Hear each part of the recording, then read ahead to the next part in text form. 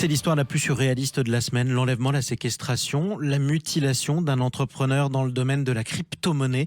Entrepreneur qui a été enlevé en compagnie de son épouse. Ils ont été libérés ensuite par le GIGN. Une rançon en crypto-monnaie a été exigée par les ravisseurs.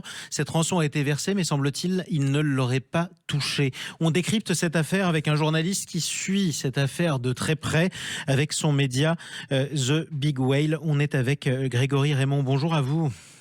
Bonjour. Soyez le bienvenu sur Sud Radio et merci de nous rejoindre parce que vous n'avez pas arrêté cette semaine. Vous êtes aussi l'auteur de ce livre, Bitcoin, l'enjeu du siècle. C'est publié chez Talent Édition. L'univers du Bitcoin qui est encore nouveau pour beaucoup de Français mais qui pourtant a déjà explosé économiquement parlant.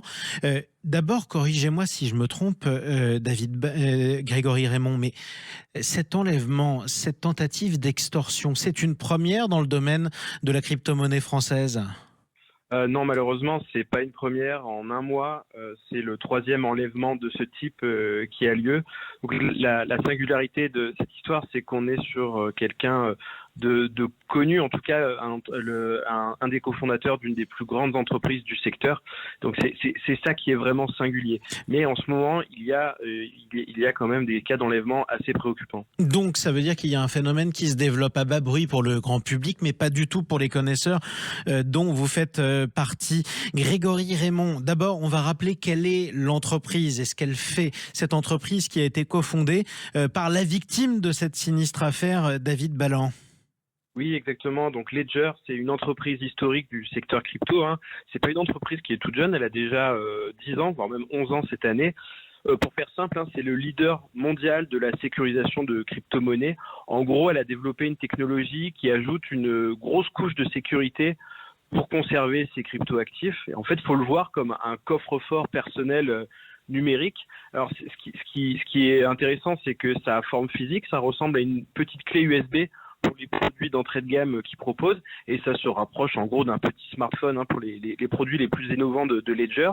Ce qu'on peut dire, c'est que Ledger est valorisé à plus d'1 milliard de dollars, donc ça en fait une licorne, et c'est vraiment un fleuron de la tech au niveau mondial, et donc qui a son siège à Paris, mais qui a une usine à Vierzon. Raison pour laquelle les ravisseurs s'en sont pris au cofondateur de l'entreprise en se disant qu'ils gagneraient beaucoup d'argent. Alors je dis argent, mais en fait, la rançon qu'ils ont exigée, c'était une rançon en crypto-monnaie. Et là, c'est important parce que c'est vous, avec votre média, Grégory Raymond, qui avez révélé cette information. La rançon a été versée, mais ils n'ont jamais pu la toucher, les ravisseurs. C'est bien ça ? Oui, exactement. Donc en fait, on peut se dire que la crypto, ça attire les criminels. Bon, surtout si vous criez partout que sur les réseaux que vous êtes riche, c'est sûr.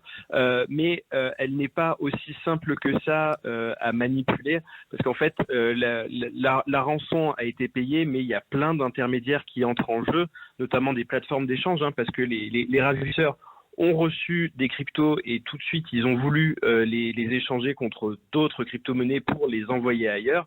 Et en fait, tous les acteurs, toutes les parties prenantes, les plateformes d'échange et tout, ont réussi à geler les cryptos en fait en quelques minutes. C'est assez exceptionnel, tout le procédé, tout le processus qui a eu lieu. Mais les ravisseurs n'ont quasiment rien touché, et ça, c'est une très très bonne nouvelle. Alors, chose incroyable, les habitants, notamment à Vierzon, mais pas seulement, les voisins des victimes de cet enlèvement ont vu qu'il se passait quelque chose parce que les forces de l'ordre étaient présentes, des médias étaient au courant. Les autorités leur ont demandé de ne rien ébruiter tant que la libération n'était pas faite. Manifestement, des entrepreneurs de la tech étaient au courant aussi puisqu'on a pu bloquer le versement de la rançon. Ça veut dire que beaucoup de personnes étaient au courant de ce qui se passait à l'insu du grand public cette semaine. Oui, tout à fait, mais parce qu'en fait, David Ballan a été enlevé, mais c'était pas la personne que les ravisseurs visaient directement pour la rançon. Ils visaient Éric Larchevêque, qui est l'un des autres cofondateurs de Ledger, et qui lui est très très reconnu dans le milieu de la tech, mais aussi par le grand public. Oui. Vous connaissez peut-être parce que c'est l'une des figures de l'émission d'M6 Qui veut être mon associé. Il est passé à la télé un grand nombre de fois, et il est effectivement très connu. C'est lui qui était visé, c'est ça? Exactement. Donc en fait, lui, il a été contacté par les ravisseurs. Donc Éric Larchevêque n'était pas tout seul. Il était d'ailleurs en train de faire des choses en public à ce moment-là. Donc il y avait des gens. Donc en fait, l'information a circulé. À partir de, disons que quand on travaille dans le secteur, ben voilà, on remonte le fil et tout. En tant que journaliste, j'ai fait mon travail. J'ai notamment débunké une fake news comme quoi Éric Larchevêque avait lui-même été pris Oui. en otage. Donc on a pu rassurer les proches et tout en disant que ce n'était pas lui.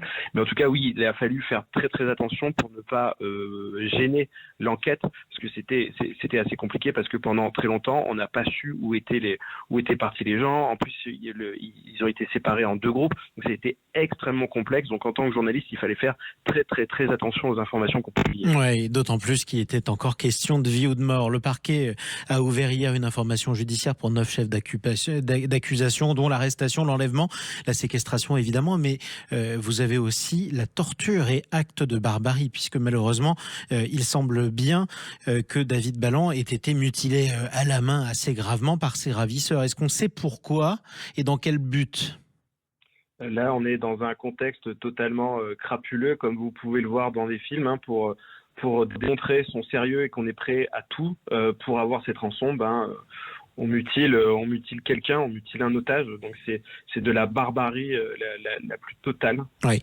Et c'est ce qui s'est passé justement, ils ont voulu être pris au sérieux. Heureusement, ils l'ont été par le GIGN et heureusement, 7 personnes ont pu être présentées à un juge d'instruction.